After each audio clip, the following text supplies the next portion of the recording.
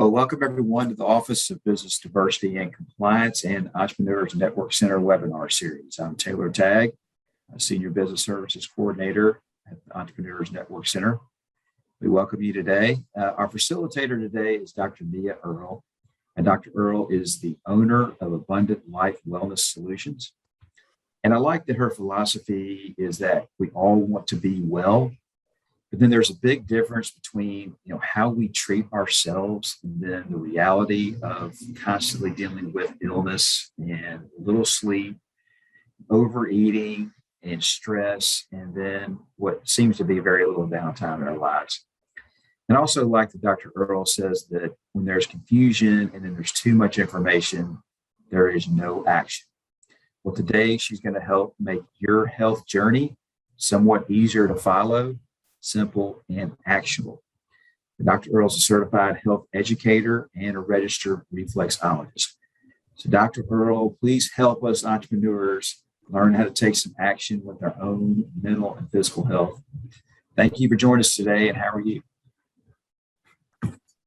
Thank you. Thank you. Absolutely. It's always a joy and a pleasure to be of service and to share, especially when it comes to talking about health and wellness. That's actually my passion. So thank you so much, Mr. Tagg, for the opportunity.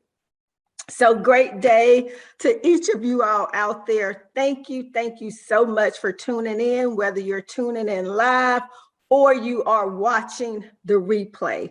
It is a joy to have you to be with us on this day. All right, so today we're going to talk about ways to stay healthy and stay strong and sharp during these tough times.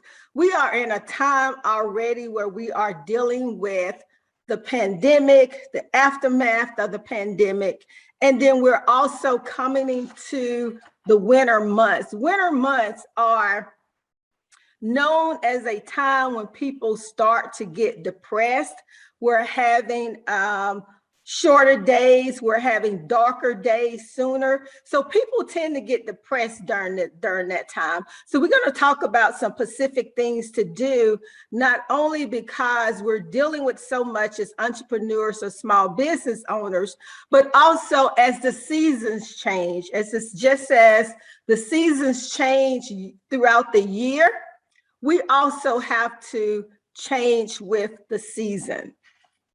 So one of the things I like to take a look at is that we want to be able to deal with the complexities of our health, our wellness, and any disease that may come, our overall health and wellness, and be able to age with grace and vitality.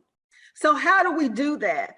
How do we maintain and restore our health? And I like to take a holistic approach, physically, mentally, and spiritually. So we have to engage in activities that actually promote our physical well-being, our mental well-being, and our emotional well-being. And so today I want to have you to think about two things. One is definitely self-care. So we're going to take a look at what self-care actually is and how do we actually use self-care for our greatest benefits. When we think about self-care, and you can take out pen and paper if you want to, there are 8 areas of self-care: our physical, our psychological, our emotional, our social, professional self-care, our environmental, the atmosphere that we are around, looking at our spiritual, and then definitely as small business owners, our financial well-being as well. So what does self-care really mean? Just take a moment and think about that. Jot down if you're writing. What does self-care actually mean to you? When we look at the World Health Organization, it gives the definition of self-care as the ability of individuals families, and communities to promote health, prevent disease, maintain health, and cope with the illnesses and disabilities with or without the support of a healthcare provider. So self-care includes the actions that we as individuals take ourselves to stay fit and maintain good physical and mental health.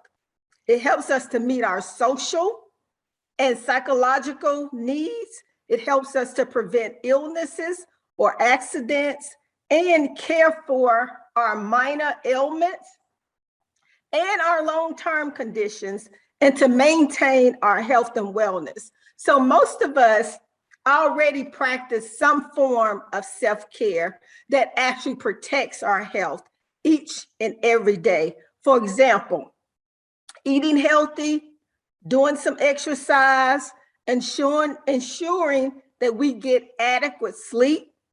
And sometimes these acts are not sufficient, sometimes to protect ourselves. So we do need additional support from time to time from healthcare professionals as needed. So let's take a look at self-care and want you to think about, we're going to look at, is it self-soothing for you, or is it truly self-care that helps you to move into actual action? Okay, so let's look at, if you can, hopefully you can see the screen okay. Let's look at some self-soothing activities. And just think about it. What do you actually do to take care of your health, to take care of your well-being? Self-soothing activities are activities that actually provide distraction and or comfort in difficult times. And some of them may overlap. Sometimes we do things because we just want to get through the moment. And some of those activities can be like TV binging. I've done it, and I'm sure some others have done it, where you just take a day, whether it's a Saturday or Sunday, and you just watch some of your favorite movies. You just want to relax on your sofa and just binge and watching TV. Sometimes we may do a bubble bath. We may have some of our favorite beverages. We may sing, taking a walk, getting into nature, fresh flowers. And that's one of mine is flowers. I love fresh flowers.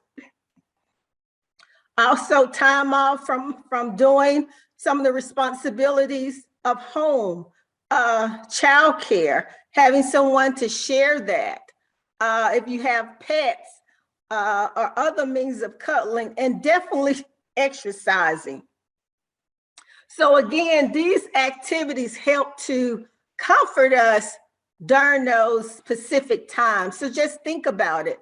What activities that you do that can be considered self-soothing to actually take care of yourself during difficult moments. So self-soothing is incredibly important to our well-being. And sometimes these activities may not actually get at stabilizing us or create opportunities for us to move forward. We do these activities, they serve us for the moment, but do we move into action, or do we move into our purpose, or we go back to being at a stage where we're not eating healthy, we're not getting adequate sleep? All right, so let's look at some activities that can specifically be considered as self-care. Again, some of them may be interchangeable. All right. So self-care, when I specifically talk about self-care, I'm looking at activities that help us to find meaning. They help support our growth, and they help to keep us grounded. They help to move us forward And again, as small business owners, as entrepreneurs, sometimes we spend so much time taking care of the business, doing things in the business, taking care of other people, that we don't stop to truly take care of ourselves and make sure that we're doing activities that's going to keep us grounded and help us to better build those relationships and to better stabilize our business. So let's look at self-care. Self-care activities can include going to therapy if you need it. That's again, getting support from professionals, meditating, exercising, taking ownership of your finances. Again, pulling in experts, professionals, if you need help in that area. Sometimes just taking a breather, taking a nap, saying yes and no when you really mean it. Sometimes we take on additional responsibilities, additional opportunities, and we really haven't mapped it out. We haven't planned adequately for it, and we start to feel very overwhelmed. Getting a massage, reflexology, getting medical care, eating well for your body, doing yoga, setting and keeping boundaries.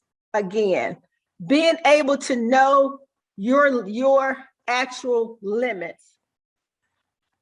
So again, when you look at that, self-soothing versus self-care, look at, is an activity truly supporting you, giving you meaning, supporting your growth, and keeping you grounded so you can move to the next level.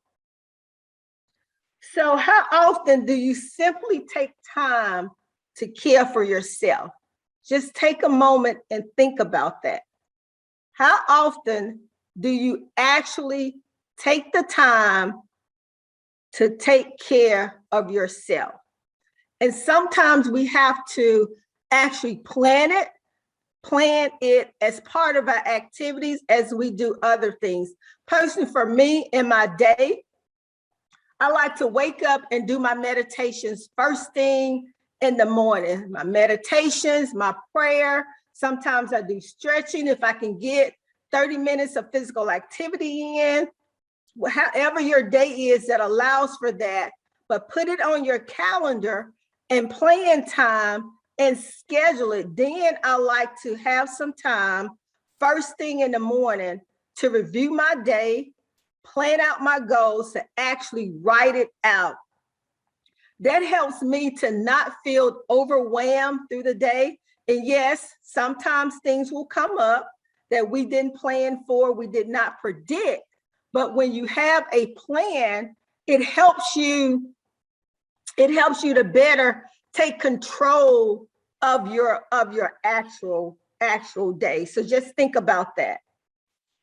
Self-care is like taking a bath. It should be a habit, something that we practice on a daily basis rather than waiting until we reach a breaking point to do something about it. And that's where it may go back to, is it just self-soothing? You've reached a point, you're stressed, you're feeling depressed, so you just do something for the moment to get you through the moment? Or do you build it in, I like to say, as a lifestyle? It actually becomes a habit, something you get used to doing frequently, hopefully on a daily basis. And it's actually part of your lifestyle. And specifically, when we talk about the winter and the winter blues, again, some of the same things. Eating well. Take a look at what you're eating. Are you eating a lot of high carbs that's weighing your body down and making you feel sluggish? Are you finding time to do some type of physical activity? Are you surrounding yourself with people, positive people, that's going to keep you encouraged? Yes, they can give you some great feedback, but also keep you encouraged as well? Are you taking some vitamins, some supplements to also help to keep your body going well? Are you getting out? If you're working from home, are you taking some time to get out and get some fresh air? Also, for me, one of the things that I truly enjoy during the winter months is being by the fire or fireplace. For some reason, that is self-care for me.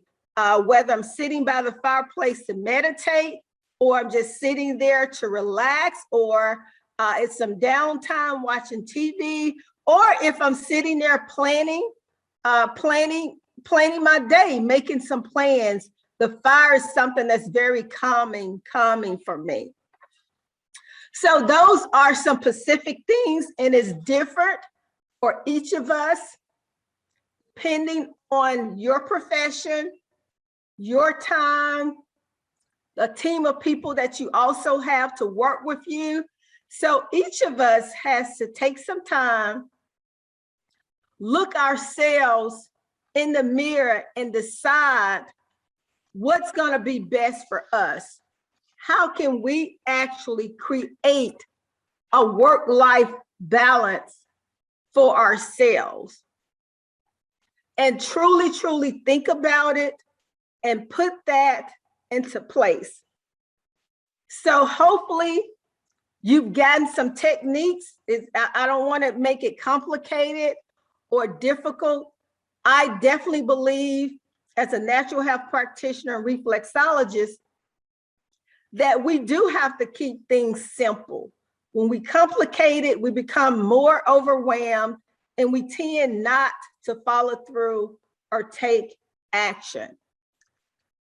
One of the things I also like to do, especially during these times when we're dealing with anxiety, and help to relieve some of that mental stress, something very simple, even if you are in the office or at the desk all day, get up and stretch, do some stretches, move, do some deep breaths. I love to do deep breaths.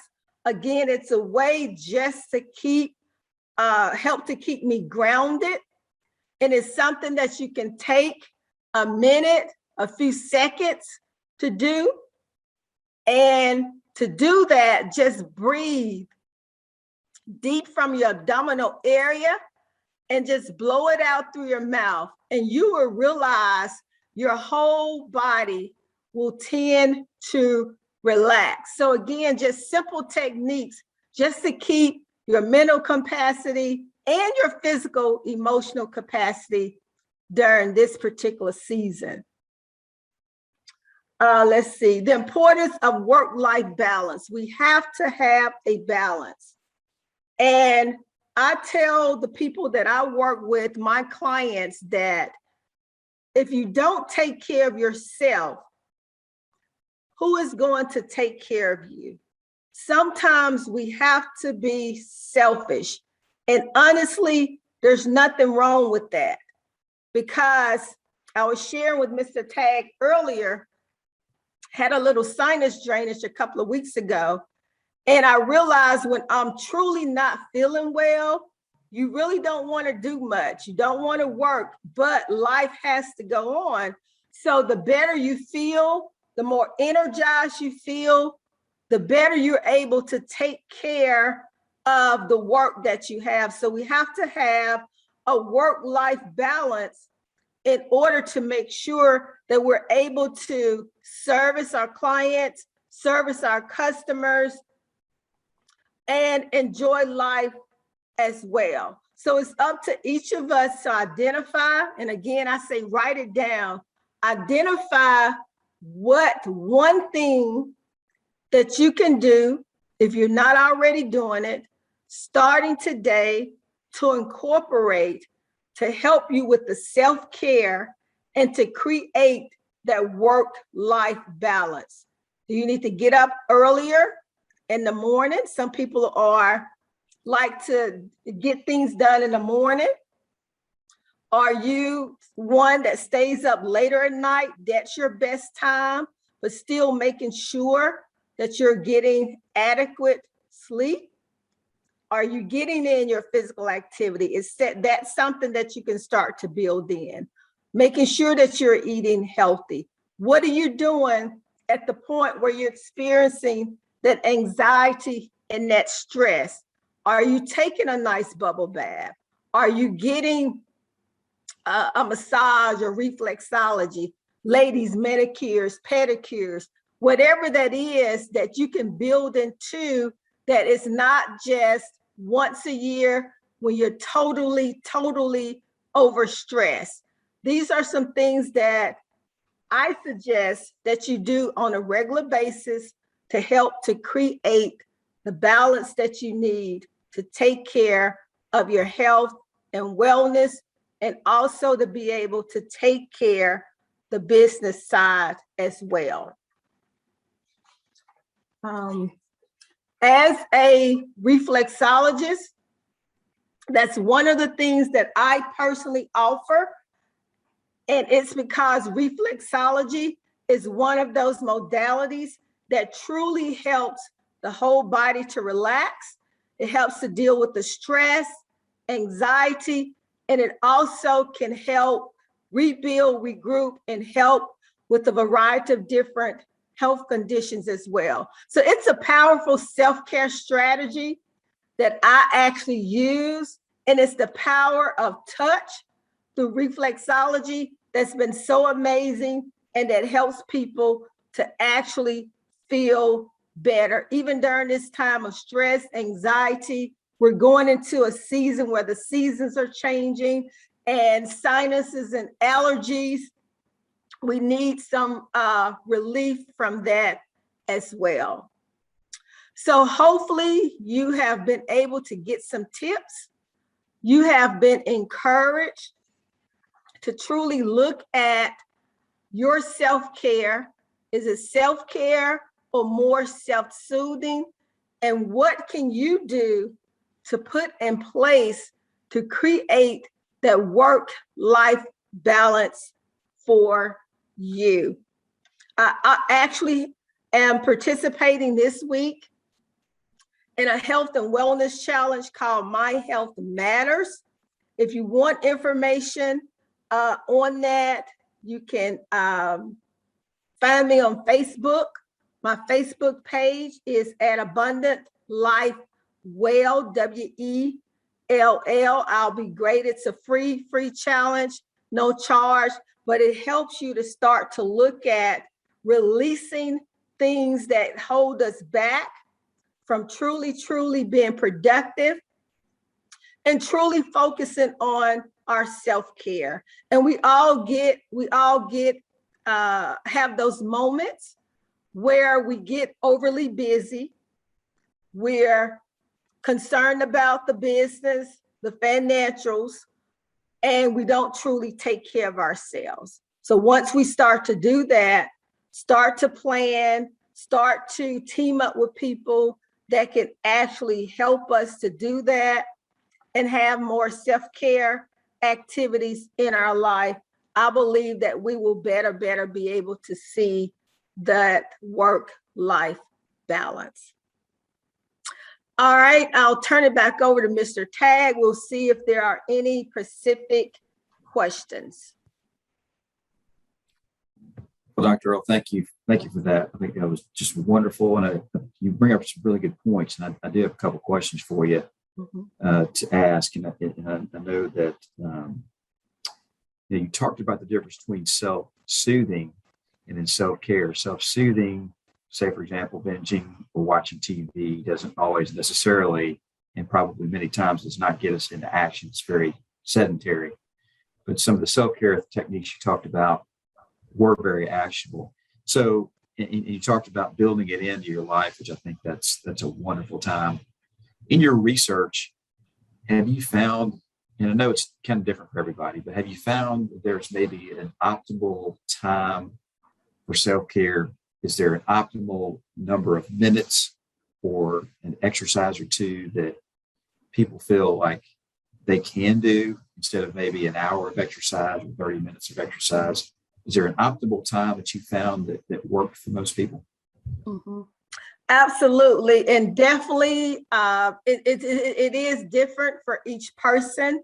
Again, that's why I say take a look in the mirror, look at yourself, look at what your activities currently are, what your schedule is, what your business, what your work is.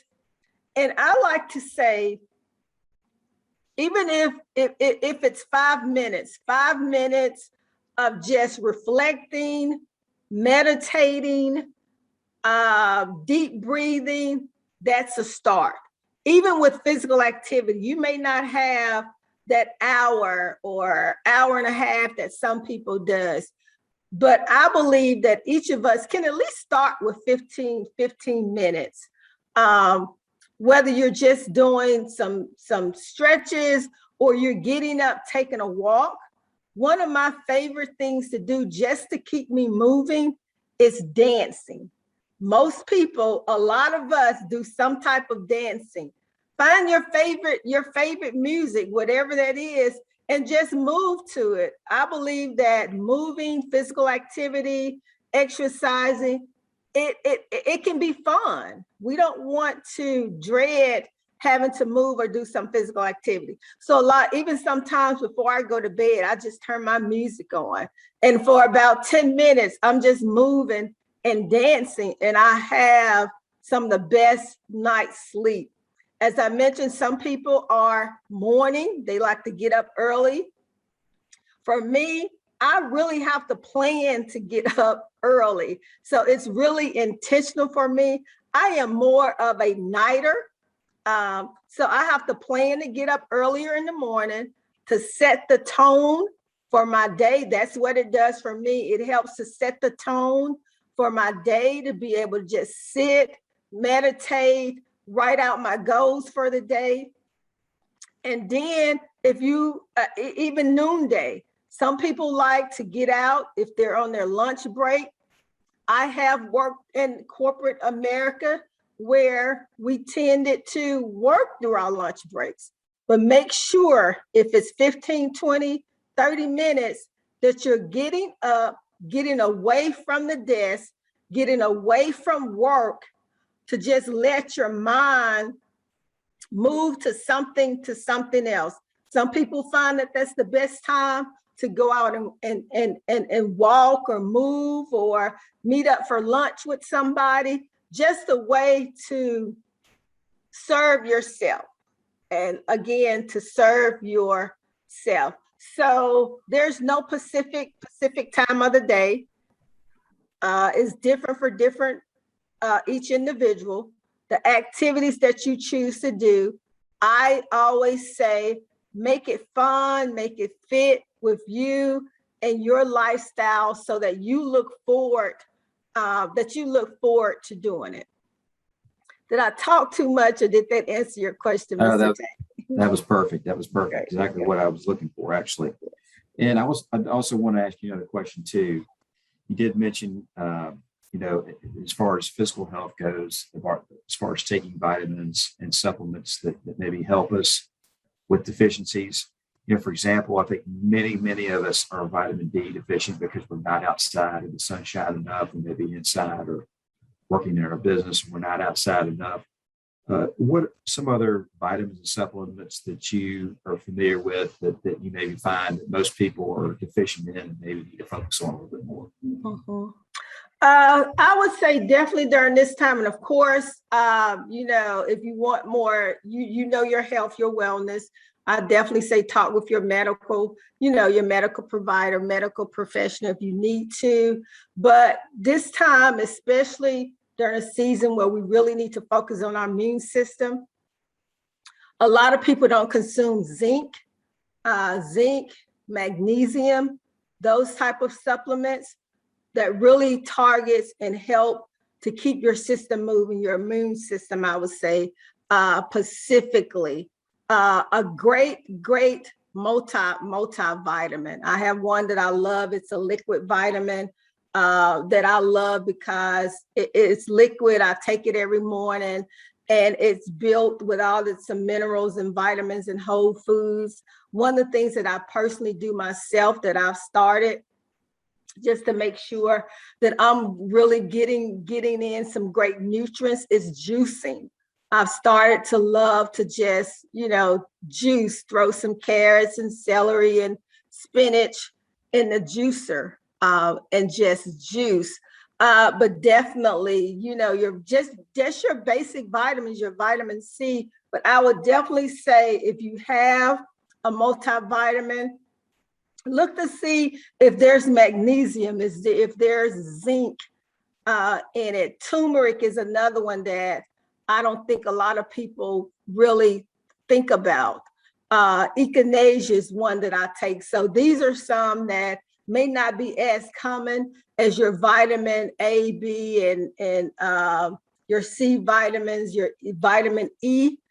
Some others that people don't think about, but there's long history, thousands of years of research that these vitamins or herbal supplements have definitely been beneficial to our health. I personally don't believe that anything is 100%. Nothing is 100%.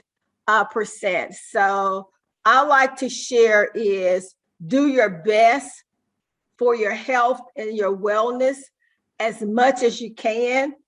So if you're feeling down or something attacks your body, that your body is better able to fight it off, whether it's dealing with seasonal allergies, sinuses. We're moving into the cold and flu season. So the better you're able to eat healthy, water is very important. Drink water, supplement, the stronger and better your immune system will be, your body overall, and you're able to move about better throughout your day and better protect yourself. Very good advice.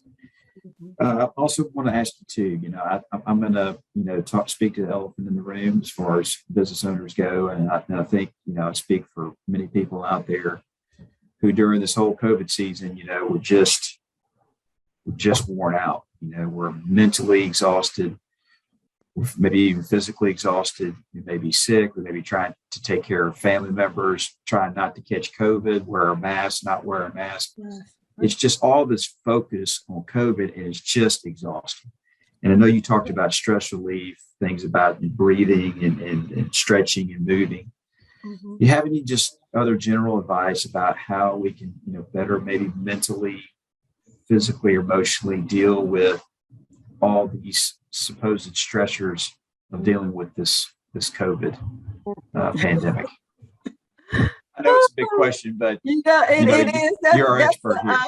That's a loaded question. What I say and what I do for myself is I detach and I release.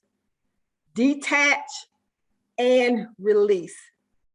There's so much out there. There's the media, they report this one day, and next day they're reporting something else. You got social media, everybody's comments, what they think about. And again, nobody knows 100% of the story. People are sharing bits here, bits there. So again, personally and professionally, I say release and detach. That means limit yourself to the influx of information that you're feeding yourself regarding, we're specifically talking about COVID, the pandemic, regarding that. That's the first thing that I do for my mental sanity. Yes, stay informed. Take all the precautions, the protocols that you need to take for yourself, being well informed for you and your body. But critical, I would say, is to release it. Get the information, use what you can use. Don't take in everybody's, because it will drive you crazy if you're listening to all the different numbers that are reported. And again, we only get bits and pieces of it. we don't totally know the full story of truly what's going on. And then have some days like we just talked about, times where you're focusing on your anxiety, your mental health, where you take a break is critical. Just plan some time where you take a break. Again, whether it's 15, 30 minutes during the day, or if you find yourself that you need the whole day to take a break. Find something that's going to feed into you positively, whether it's, a support system, friends and family. And don't let the conversation always be around what's happening with COVID, what's happening with the pandemic. Love on yourself, love on other people.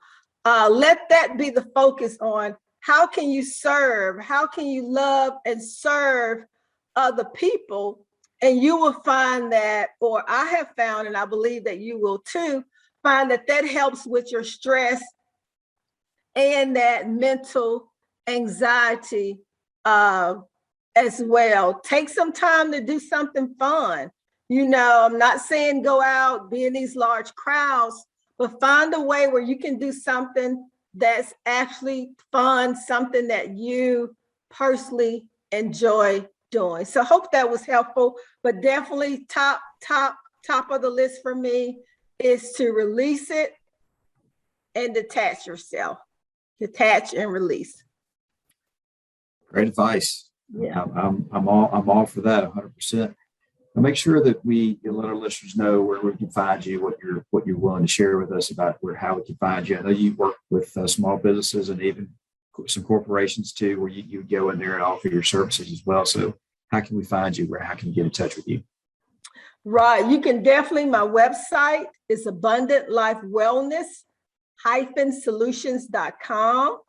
You can email me as well, Mia, M-I-A, at abundant-life-wellness-solutions.com. You can find me on Facebook at Abundant Life Well. You can also find me on LinkedIn at Abundant Life Well. You can also reach out to me through phone call, 901-240-0980. And my office is actually located in Southeast Memphis.